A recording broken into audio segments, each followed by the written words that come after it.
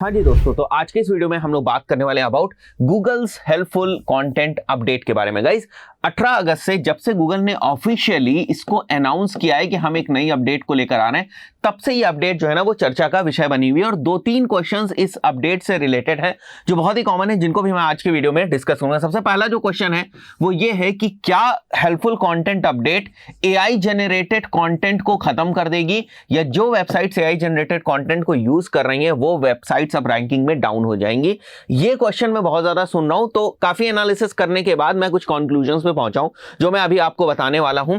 इतने टाइम से मैं भी एनालिसिस कर रहा था, बहुत सारी वेबसाइट्स को देख रहा था, बहुत सारे जो ऑफिशियल डॉक्यूमेंटेशंस हैं उनको रीड कर रहा था और पर्पस समझने की कोशिश कर रहा था कि आखिर गूगल चाहता क्या है हेल्पफुल कंटेंट अपडेट से। तो 2-3 चीजें मैंने एनालाइज की, मैं आपको स्टार्टिंग में बता दूं और उसके बाद एक्चुअली क्या है हेल्पफुल कंटेंट अपडेट वो मैं आपको बताता हूं।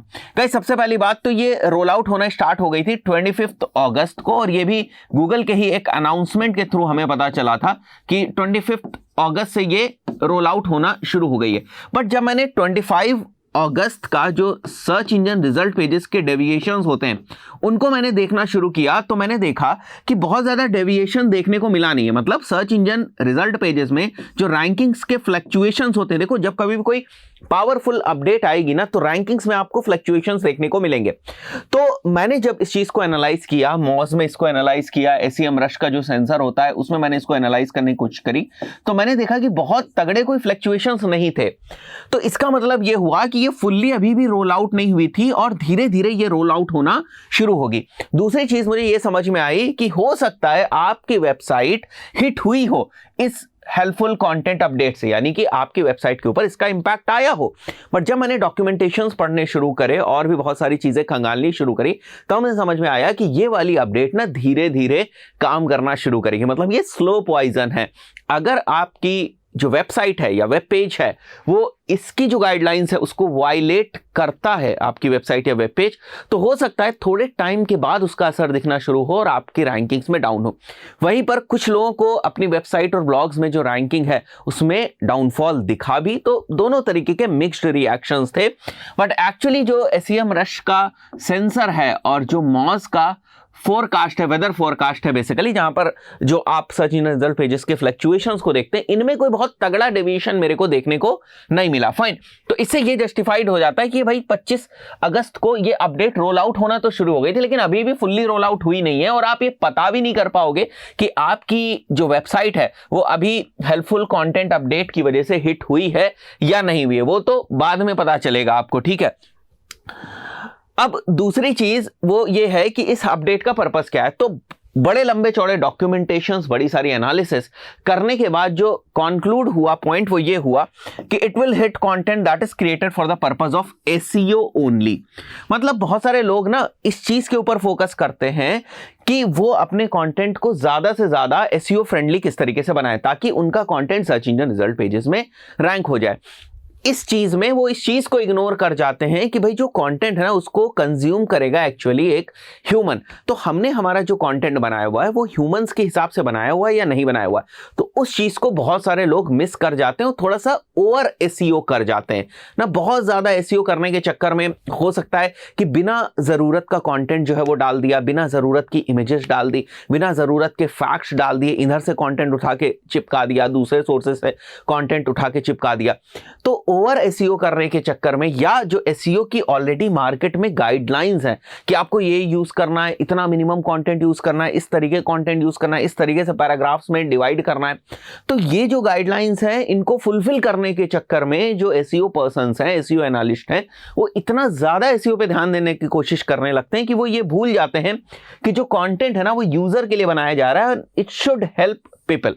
तो कहने का मतलब यही है कि ये वाली जो अपडेट है उस टाइप के कंटेंट के लिए है जो बेसिकली केवल और केवल SEO के पर्पस से बनाया गया। जैसे मैं एक आर्टिकल लिखता हूं और उस आर्टिकल को लिखने की ना तो मेरी कोई अथॉरिटी है, ना मैं उसमें कोई एक्सपर्टाइज रखता हूं। लेट्स से मैं अगर कैंसर के बारे में कोई मेडिकल आर्टिकल लिखता हूं तो ना तो मुझे पता है कैंसर के सिम्टम्स के बारे में या उसका जो भी ट्रीटमेंट है उसके बारे में मुझे कुछ नहीं पता है, बट क्योंकि वो टॉपिक जो है ना वो थोड़ा सा हाइप्ड टॉपिक है, लोग उसके बारे में सर्च कर रहे हैं, थोड़ा सा ट्रेंडिंग टॉपिक है, तो मैंने 8-10 रिसोर्सेज से, जगहों से जो कंटेंट है उसको उठाया, फैक्ट्स को उठाया, इमेजेस को उठाया, पॉइंटर्स को उठाया, और क्योंकि एसईओ मुझे आता है तो मैंने जाकर चिपका दिया।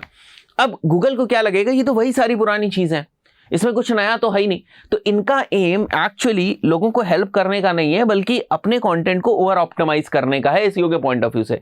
इसीलिए ना ये एक एक चीज को बार बार घुमा फिरा के लिख रहे हैं, कीवर्ड स्टफिंग कर रहे हैं, लंबे लंबे पैराग्राफ लिख रहे हैं, ऐसी चीजें लिख रहे हैं जिनको बेसिकली लिखने की जरूरत नहीं, मतलब खींच रहे हैं उस चीज को। फाइन, तो ये कुछ चीजें हैं जो गूगल ने रियलाइज करी और उसको लगा कि अब हम हेल्पफुल कंटेंट जो अपडेट है वो लेकर आएंगे। अब यहां पर पहले मैं आपको एक और चीज बता देता हूं जो बहुत सारे लोग जिसकी बात कर रहे हैं कि क्या इसकी वजह से जो एआई जनरेटेड कंटेंट है वो बंद हो जाएगा या एआई जनरेटेड कंटेंट जो है वो डी रैंक होना शुरू हो जाएगा, ऐसा होगा क्या? देखो चांसेस हैं, अभी तक मैंने भी ऐसा कुछ देखा नहीं है कहीं पर, ना ही गूगल ने अपने ऑफिशियल डॉक्यूमेंटेशन में कहीं ये मेंशन किया हुआ है कि एआई जनरेटेड कंटेंट को अब हम पेनलाइज करना शुरू कर देंगे। अभी इस अपडेट के किसी भी ऑफिशियल डॉक्यूमेंटेशन में नहीं मेंशन हुआ है, बट क्योंकि गूगल ने ये बड़ा क्लियरली मेंशन किया है, ध्यान से समझना, कि ऐसे कंटेंट को हम डी रैंक करेंगे, ऐसे कंटेंट को हम हिट करेंगे जिसका पर्पस केवल एसईओ करना है, ठीक है।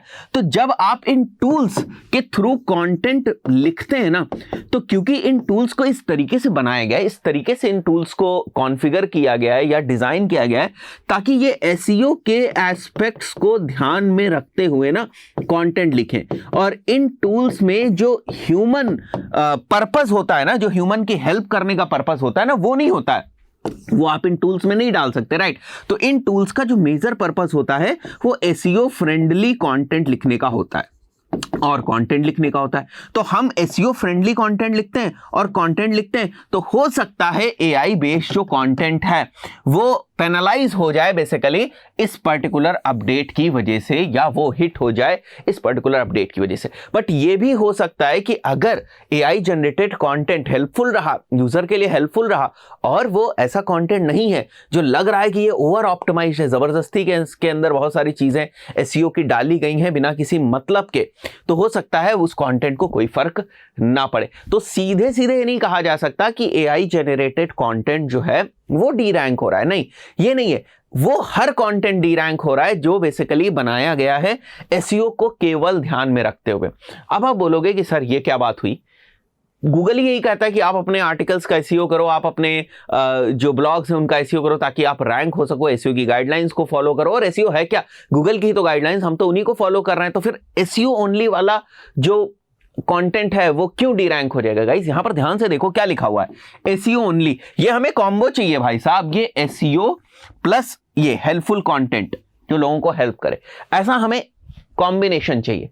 ये गायब हो गया और केवल ये है ना, तो गूगल को समझ में आ जाएगा कि आप कुछ गड़बड़ी कर रहे हो। अब कुछ और पॉइंट्स हैं इस हेल्पफुल कंटेंट अपडेट से रिलेटेड, वो भी मैं आपको बता देता हूं। बट मैं आपको एक और चीज रिकमेंड करूंगा, जो गूगल का ऑफिशियल डॉक्यूमेंटेशन आया हुआ है हेल्पफुल कंटेंट अपडेट का, जिसके मैंने कुछ स्क्रीनशॉट्स भी यहां पर मैं अगर आप लोगों को दिखाऊं तो मैंने ले रखे।